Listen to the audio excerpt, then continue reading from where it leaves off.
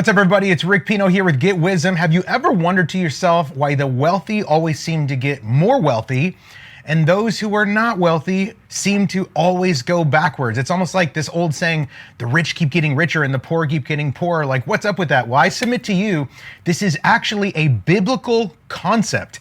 It's not about Republican or Democrat. This is about how God's kingdom works. And in today's video, we're going to be talking about how this concept boils down to two specific reasons. Number one is financial literacy, and number two, it actually comes down to debt. Debt, yes. And I want you to know that not all debt is created equal. There's good debt, there's bad debt. We're talking all about this and more in today's video. Stay tuned. You don't want to miss this one. Let's talk about it. Well, guys, before we jump into today's video, I want to encourage you to click that link down below and check out my upcoming 5-day live virtual training called Create and Sell Digital Products, where I'm literally going to show you step by step exactly everything you need to know on how to create and sell your own digital products so that you can begin to serve your people at a much higher level. And in turn, you can begin to make money at a much higher level. Guys, especially if you're like, I don't know what digital products are. I don't know who I would serve. I'm not like a tech guru. That's exactly why you should consider joining me for the upcoming training, because we have designed this training specifically for people just like you who know that online wealth is possible, but maybe you don't yet know how to create it. If you're interested in that, click that link down below. Hurry, because the next training is coming up right around the corner. Guys, let's talk about why all debt is not created equal. Let's talk about why the rich keep getting richer and the poor keep getting poorer. We're actually going to dive in first, and I want to read this passage to you today out of Matthew chapter 25, okay? And this is a somewhat familiar passage for some of you guys and gals about the parable of the talents, okay? Matthew 25, starting at verse 14 through 30. I'm going to be reading out of the NIV. Let's just go through it. I know a lot of you guys and gals may have read this before, but I want to highlight a couple of specific things in this parable and in these passages that you may not have seen before, maybe not have even thought to consider before. And then I want to break down for you how this relates to the power of leveraging debt. Okay, like I keep saying, not all debt is created equal. There is good debt, there is bad debt, but I submit to you, I personally do not believe that God is against debt. Oh my gosh, really? Let me show you why. And again, not all debt is created equal. Let's dive into it here. Parable of the Talents, Matthew 25, starting at verse 14. Let's jump on in. Again, it will be like, the kingdom of heaven is like a man going on a journey who called his servants to him and entrusted his wealth to them. Pause right there, okay? So first and foremost, all of these people in this parable here, they're the master's servants, okay? So the context here, it's not about like good people versus wicked people. This isn't like God's people versus unbelievers. The context here is, because it's the kingdom of heaven is like, so the context here is everyone that this parable is talking about, they're all God's people, okay? Keep that in mind because of a very, probably a dramatic and even controversial statement I'm going to make to you here in just a moment.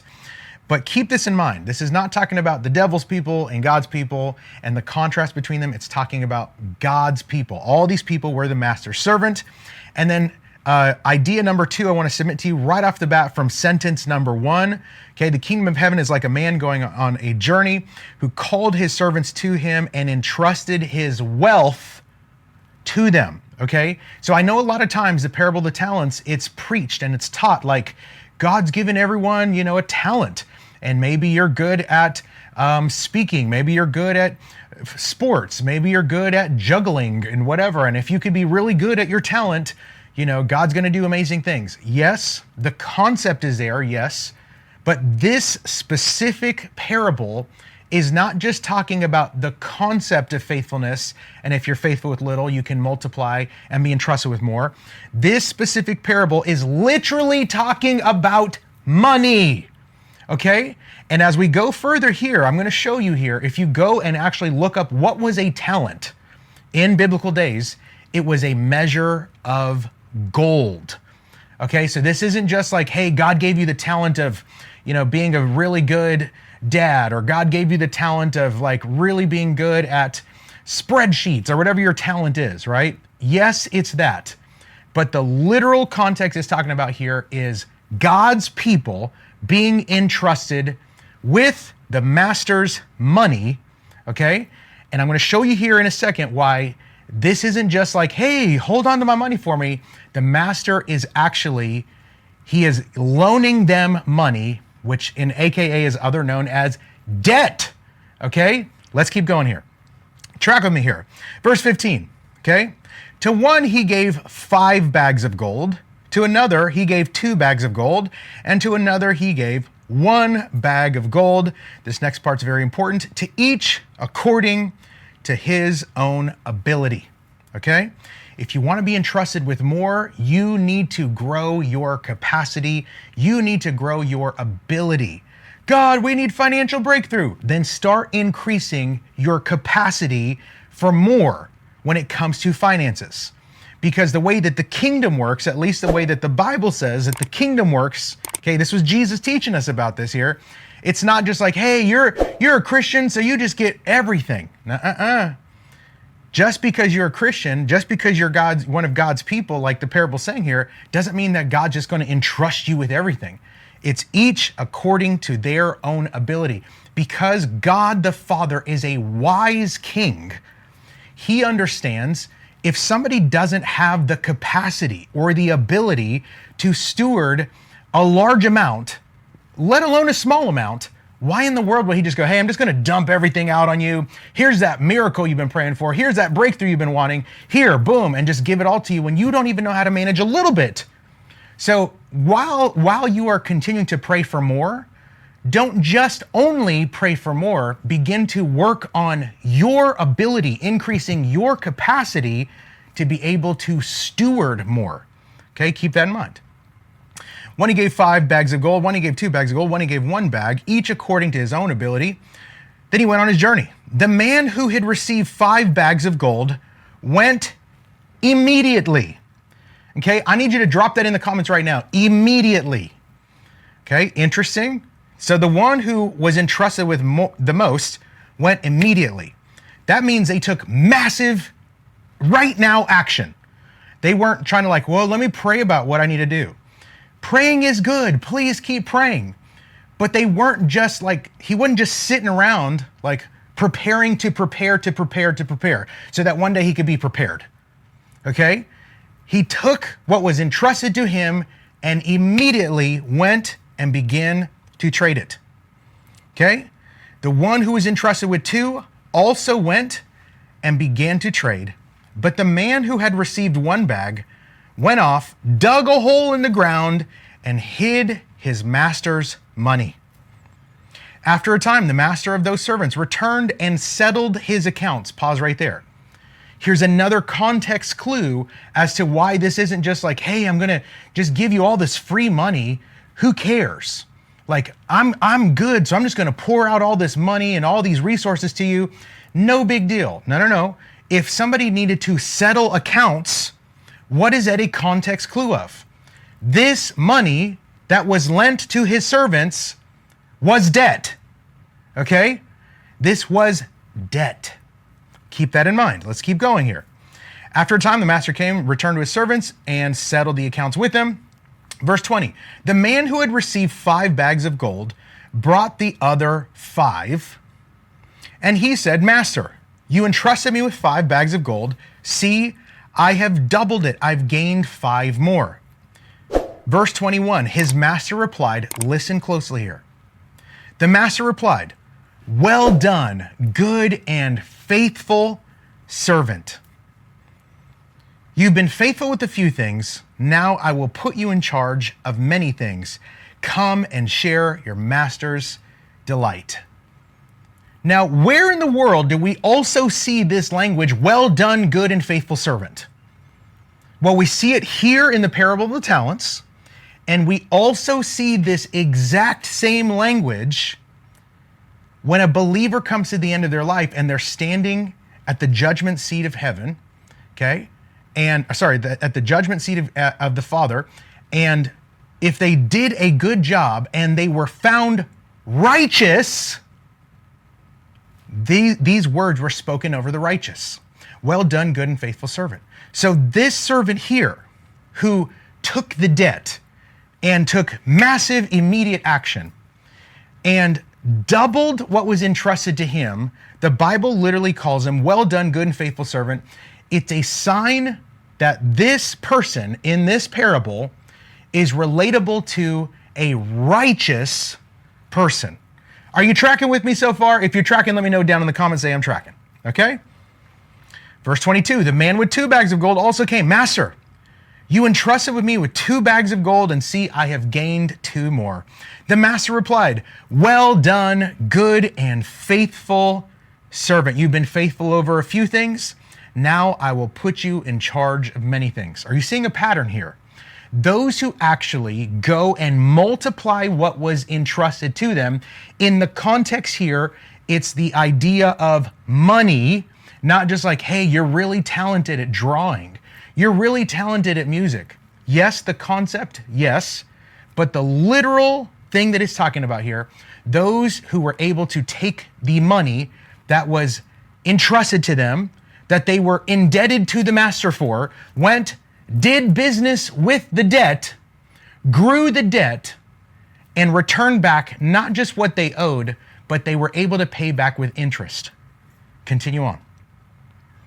Verse 24, but the man who had received 1 bag of gold came and said, Master, I knew that you're a hard man, and you want to reap where you've not sown. You want to harvest where you have not sown. You want to gather where you have not scattered seed. So I was afraid. Interesting. Because this person was afraid to go out and trade and do business with the money that was entrusted to him, this person decided, you know what, I'm not going to do anything with this money because I'm afraid. Since I was afraid, I went and hid your gold in the ground. Here, have what belongs to you. Watch this. And we're going somewhere with this today, y'all. Verse 26, the master replied to him, you wicked and lazy servant. You knew that I harvest where I've not sown, and I expect to gather where I have not scattered seeds. Well, then you should have at least went and put the money down as a deposit with bankers so that when I returned, I would at least have had it back with interest. He's saying you should have at least went and made some kind of investment. Like you should have taken the money that was entrusted to you that you had debt with, and you should have invested it, because now that you have not invested it, I'm not going to get any interest back on my money. And because of this, the master says this in verse 28. So take the bag of gold from him who had 1 and give it to the one who has 10 bags of gold. For whoever has, now by the way, this concept, the rich keep getting richer, the poor keep getting poorer. Like I said earlier, this is not a Republican or Democrat. This is not a political statement. This is a biblical kingdom statement on how not just the world works, but how the kingdom works. And let me submit this to you here. Verse 29, Matthew 25, verse 29. For whoever has will be given and entrusted more, and they will always have an abundance. But whoever does not have, even what they do have will be taken from them, and throw that worthless servant into the darkness. Pause right there. Okay, so here's the context that I wanted to lay out today before we jump into this idea. Not all debt is created equal. Okay, before we jump in and dissect this idea of learning and increasing our financial ability to understand, our financial capacity, our financial wherewithal, our financial literacy, because remember, just because you're a believer doesn't mean that God's going to just pour out a ton of money on your life. No, no, no. It's each according to his or her ability. And if you don't have the ability, God's not going to entrust a lot to you. It's not my words, that's the Bible, okay? So let's break this down here, okay? Interesting to me that the one who took these funds, the one who took the debt, and went and did business with the debt, did good business with the debt, multiplied the money, and brought it back, the master called them good and faithful servant, aka the master was saying, you are a righteous servant. But the one who only had one bag of gold and was scared to go invest, so they buried it in the ground. Like, I'm not going to take on this debt. I'm not going to go invest this debt. I want to be debt free. So they buried the debt in the ground, and when the master returned to settle their accounts, they had nothing more to give back to the master, and the master calls those ones, or that person, wicked. Now I submit to you, Proverbs tells us that the wealth of the wicked has been laid up for the righteous. Now, for whatever reason, in church culture, all of us have had this understanding that God is going to take money from the bad people, and just because I'm a Christian, somehow supernaturally, he's going to take money from the bad people and then he's going to give it to his people. And woohoo, the wealth of the wicked has been stored up for the righteous. And that's not how the kingdom works. Because like I just showed you in the parable of the talents, all of these people in this story were all God's people. This is not about wicked people and God's people and God taking money from the wicked and giving it to the righteous. That's not the wealth of the wicked stored up for the righteous. Not in this parable. It's not that God can't do that. It's not that God won't do that. It's that in this specific parable, in this specific context, it's not about God taking money from bad people, giving it to his people. This is about God saying, who of my people are going to stop being afraid when it comes to money, when it comes to debt? Who of my people are going to stop being religious when it comes to money, when it comes to debt? And which one of my people are going to take their ability, increase their capacity through their financial literacy, through their ability to be stewards, and actually go do business with other people's money, aka debt, aka good debt? And I'm going to break this down here in a second. Who is willing to do that? Because whoever's willing to do that, I'm going to give you more. And whoever's not willing, because you're too afraid, you're too religious, I'm going to take what you have and I'm going to give it to the ones who are actually out there being bold and courageous and learning the game, increasing their financial literacy and doubling and even tripling and quadrupling the funds that are entrusted to them because they are out there doing business in the marketplace. This is scandalous. So Rick, are you saying that the wealth of the wicked is stored up for the righteous is actually, at least in this context, about God taking like what his people have who are not faithful to go do business, who are not faithful, they're too religious, they're too afraid to increase their financial capacity, and taking from them and giving it to the ones who are not afraid, who are not religious, who are willing to take on some debt and go do business and make interest and double and triple and quadruple their money? Yes, that is what I'm saying. In this specific context, the wealth of the wicked is laid up for the righteous. It's not about evil people and God's people. This is about God's people, period. All of them were the master's servant, okay?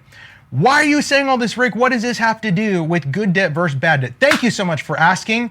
Come with me here to the board and let's talk about the three kinds of people that are in the world right now. No matter where you live, man, woman, boy, girl, okay? There are three kinds of people when it comes to wealth. And you right now, I don't even have to talk to you. I already know. Right now, you are in one of these three positions right now. And there's only one of these positions that you should be working towards. Let's talk about it. Come with me here to the board. Now, there are three kinds of people when it comes to finances. And really, there's only three. Let's say this line right here represents the baseline of zero. Okay, this is where everyone starts. Everyone starts right here at zero. Okay? And there are three kinds of people in the world. You have debtors. Okay? Then you have savers. And then you have wealth creators, okay?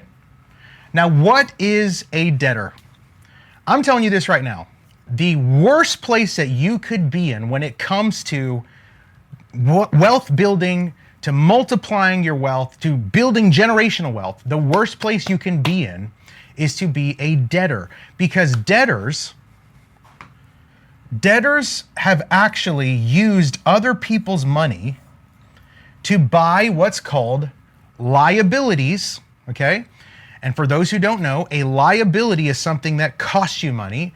An asset is something that makes you money. In other words, and if you're taking notes, you can write this down or just drop it in the comments. Liabilities bleed you, but assets feed you.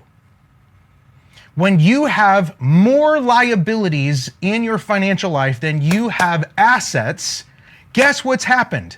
You have now become a debtor. This is one of the worst places to be because you are below zero. You're not even at zero, you're below zero because you are in debt. You have literally used other people's money to purchase things that you thought you were paying for one time when you bought the liability, but come to find out you actually are paying for these over and over and over and over every single month in the form of compounded bad interest. You're a debtor. This right here, my friend, is where the Bible is saying, owe no man anything except for the debt of love, okay? This right here, my friend, is where the Bible's talking about the debtor is always a slave to the lender, okay? Whenever you enslave yourself to be trapped in the below zero zone, obviously, the Bible is warning us against this. Obviously. But I need to tell you this again. Not all debt is created equal. Come back with me here to the board. Let's keep talking about this, okay? So if you're in this position right now as a debtor, I have good news for you. There's a way out. If you're a debtor, there's a way out, okay? Who's the next kind of person? Well, we talked about debtors. They're in bad consumer debt. They've used other people's money to purchase liabilities that have taken them below zero. They thought they were just paying once, but now they pay over and over and over every single month in the form of bad compound interest.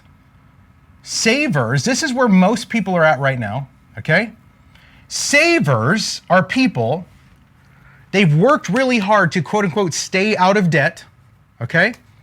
In fact, there's a whole movement online where people get out of debt and they go on a podcast or a show and they have this big scream, we're debt free, woohoo! You know, we paid off $100,000, we paid off $35,000, whatever it is. And they're screaming, we're debt free, woohoo! Well, congratulations. I'm glad that you're bad debt free. But those who are just savers, who are doing their best to try to save their way to wealth, and they're like, oh, we don't have any debt, period. We're debt-free, hallelujah. Guess what? Debt-free just means that you are back to zero. Yes, it's awesome that you're not down here in the red zone. Of course, that's awesome. But debt-free just means you're back to zero. I don't know about you. Yes, zero is better than negative zero, but zero is not wealth building. And no matter how hard you work, no matter how hard you try, you're going to have a very, very difficult time trying to save your way to wealth. Guys, this is where most people are at right now. Most people are just trying to work hard, living paycheck to paycheck, trying their best to stay out of debt, to just stay at the baseline of zero. They have no clue how they're going to retire. They have none, if any, investments whatsoever, little, if any, investments whatsoever.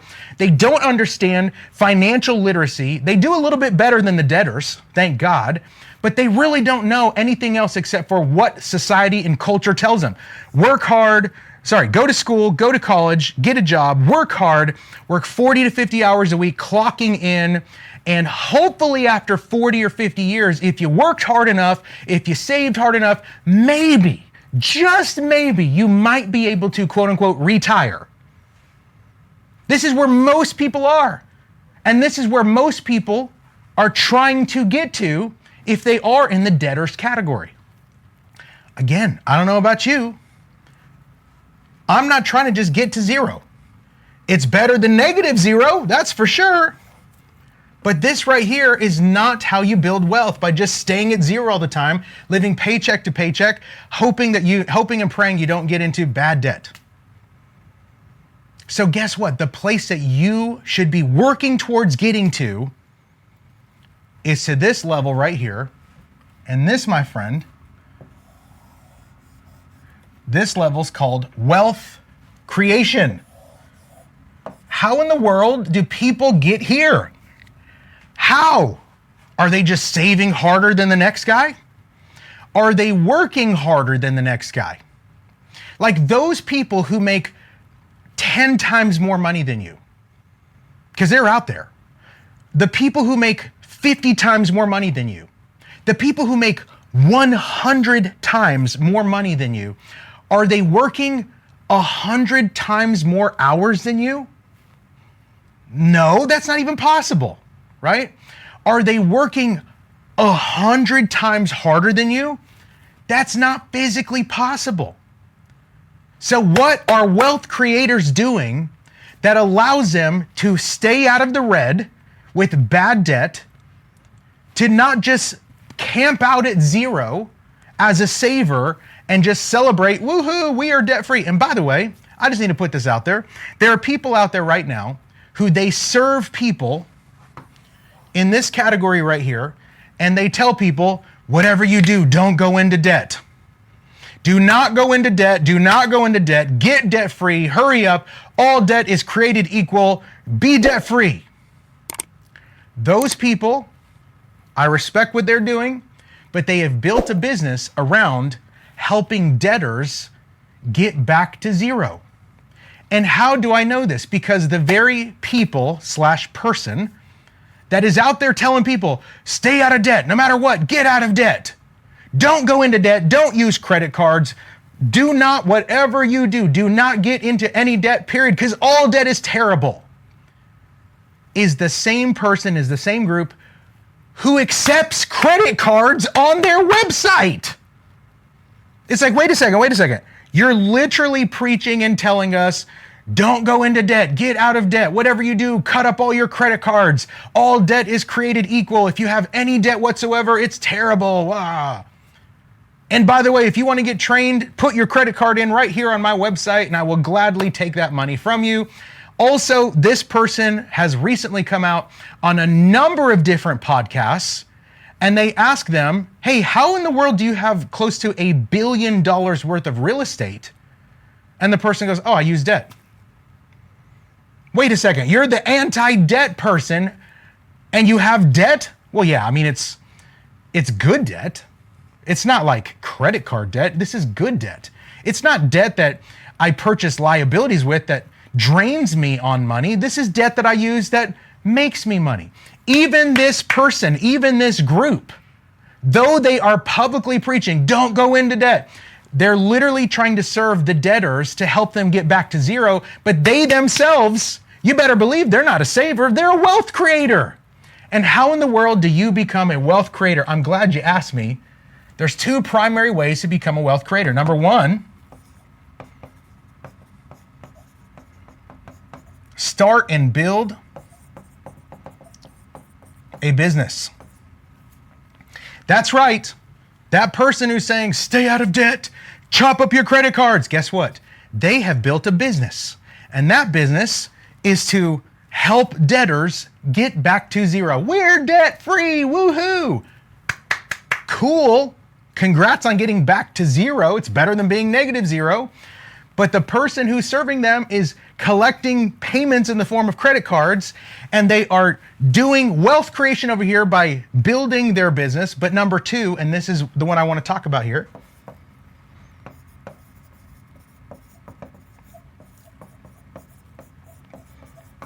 Wealth creators, we leverage good debt.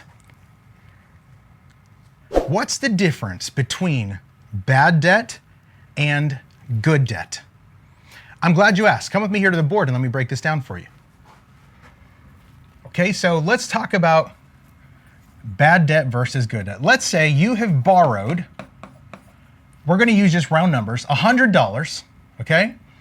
And the interest payment on this $100 is 5%.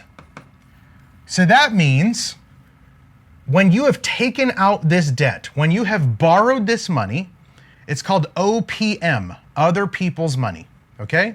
When you have borrowed this money, the person who lent you this money, how are they going to make money? They're going to charge you a 5% interest on the money that they lent you.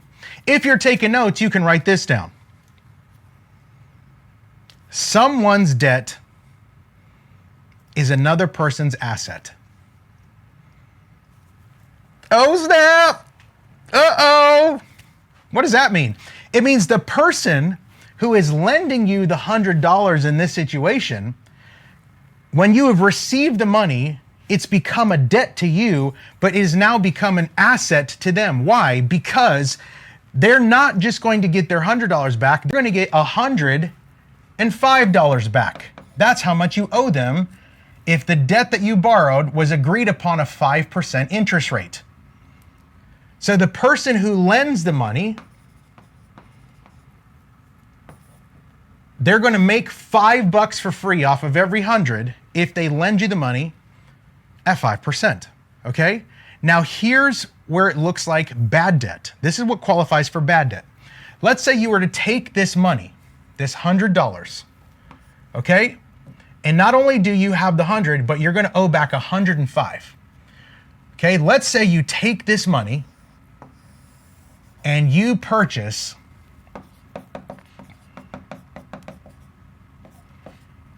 a liability. You're like, man, there's that new pair of shoes I really wanted.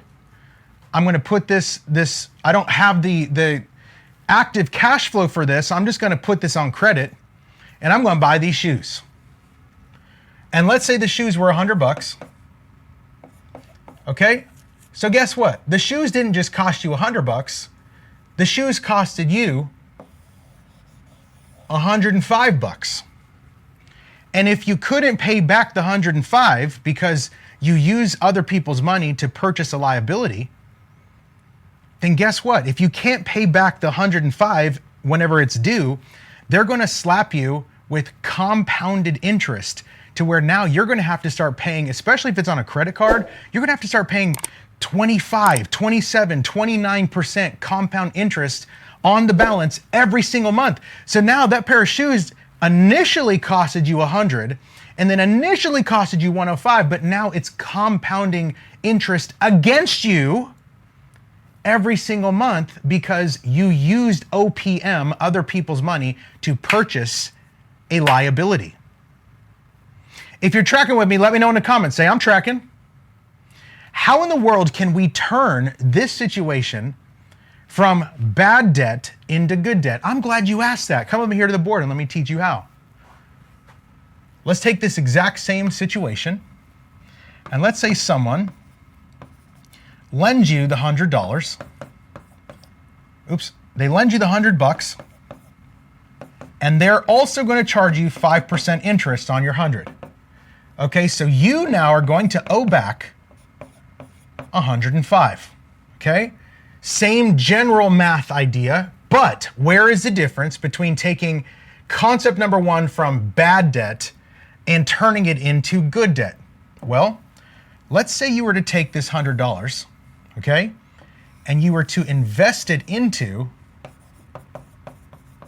an asset, okay? Maybe you took that $100 and you purchase, again, all of this is just theoretical. We're using smaller, rounder numbers so that you can get the concept. But let's say you use the money that you borrow and you purchased a piece of rental property with it.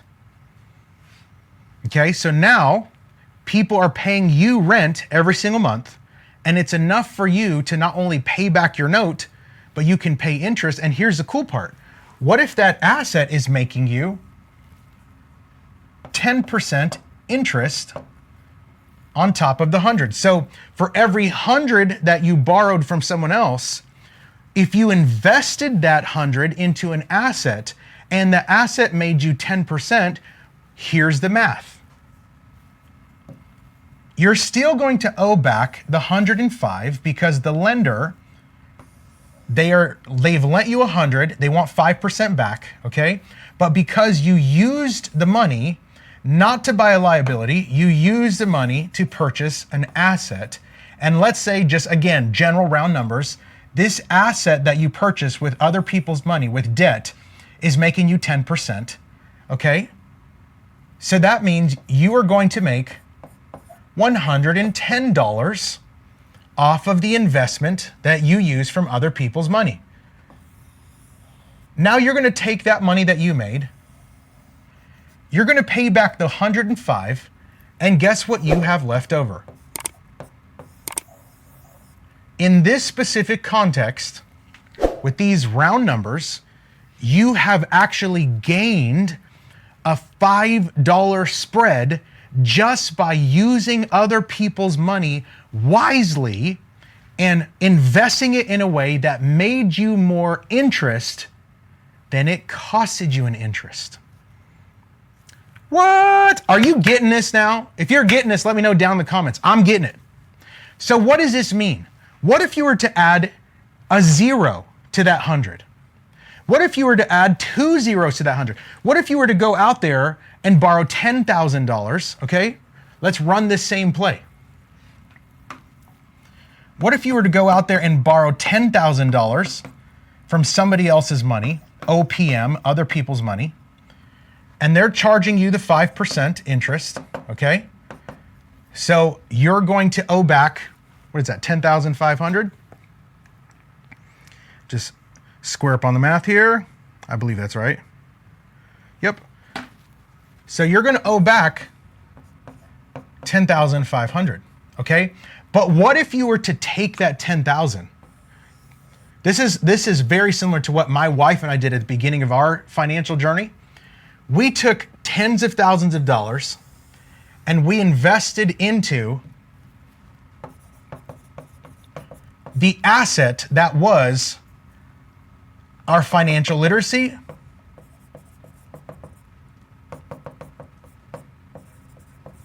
we purchased coaching, we purchased mentorships, okay?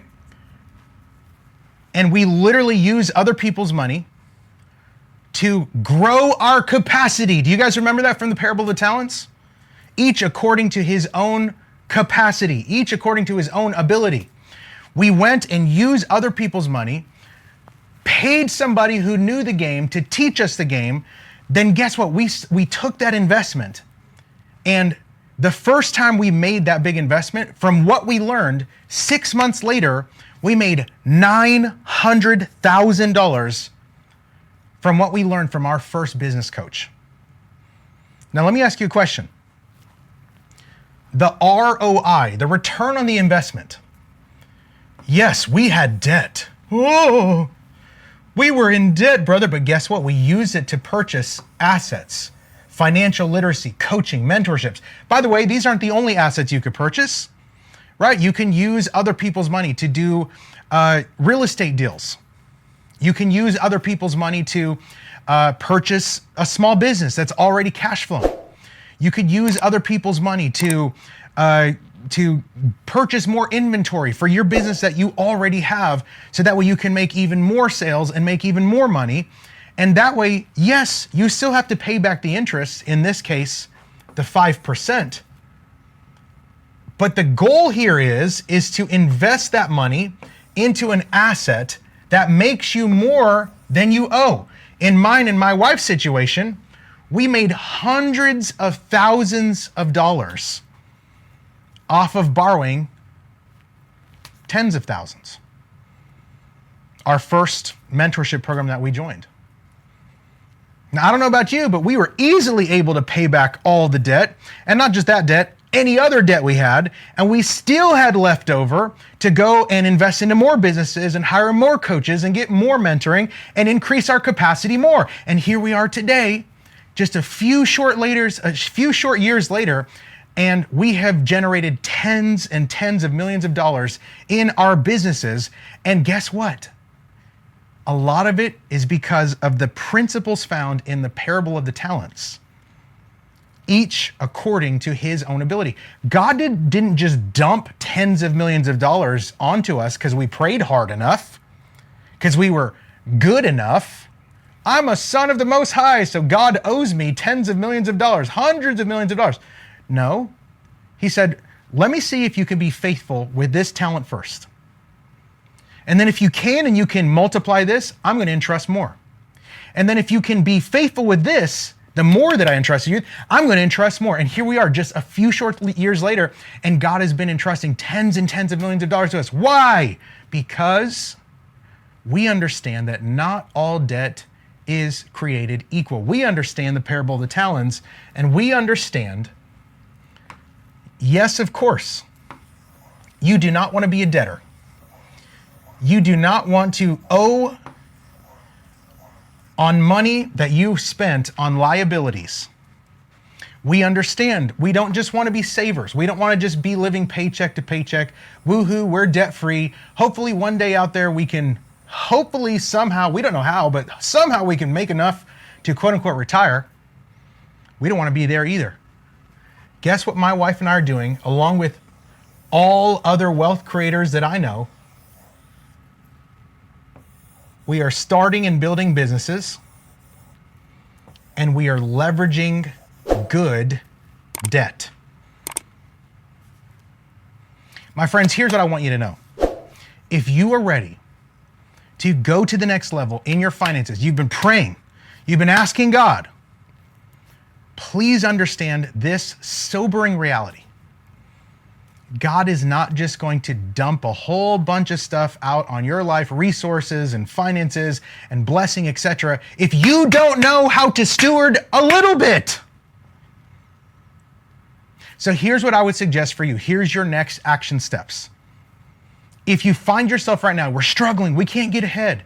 Maybe you're a debtor right now. Maybe you're a saver. You're a little past debtor, but you're still at zero, just living paycheck to paycheck. We don't know how we're gonna make it work, but we're doing better than like having all this financial debt piled on us that costs us money every month. If that's you, here's what you need to do. Number one, you need to invest in yourself to grow your financial literacy. Instead of binge watching Netflix, you should start binge watching my videos here on YouTube, other people's videos here on YouTube. Invest into coaching, mentorship courses.